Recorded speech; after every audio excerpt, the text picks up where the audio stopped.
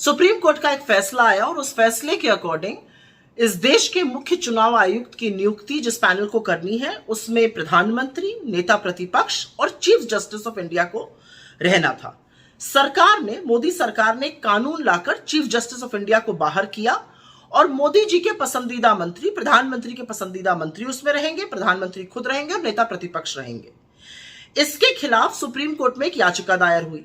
Supreme court उस याचिका पर 19 तारीख को सुनवाई करने वाला था, लेकिन आनन फानन में सरकार ने समिति की बैठक बुलाई इस फैसले को करने के लिए।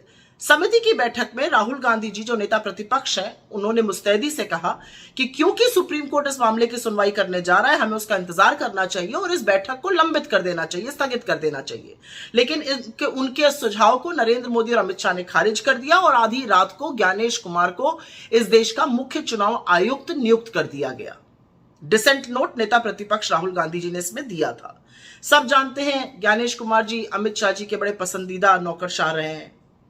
सवाल एक है, असल में सवाल दो हैं, और सवाल यह है कि ऐसी क्या जल्दी थी? अगर सुप्रीम कोर्ट इस मामले को सुन रहा था तो उसकी सुनवाई हो जाने देते, फिर नियुक्ति करते। ऐसी क्या दिक्कत थी चीफ जस्टिस ऑफ इंडिया के रहते हुए कि उनको निकालकर मंत्री को एक डाला गया, जिससे कि फैसला 2:1 रहे, जो सरकार चाहेगी उसी की नियुक्ति होगी। और तीसरी सबसे बड़ी बात यह है कि chief justice of India CBI director की नियुक्ति वाले पैनल में रहेगा, लेकिन चीफ इलेक्शन कमीशन या इलेक्शन कमीशन के पैनल में नहीं रहेगा। यह कहां का न्याय है? जिस इलेक्शन कमीशन पर, जिस चुनाव आयोग पर, जिस मुख्य चुनाव आयुक्त पर इस देश में निष्पक्ष चुनाव कराने की जिम्मेदारी है, उसमें नहीं रहेंगे। क्यों नहीं रहेंगे भाई? इससे क्या आपको कुछ अटपटा सा, अजीब सा नहीं लगता है? मुझे तो लगता है।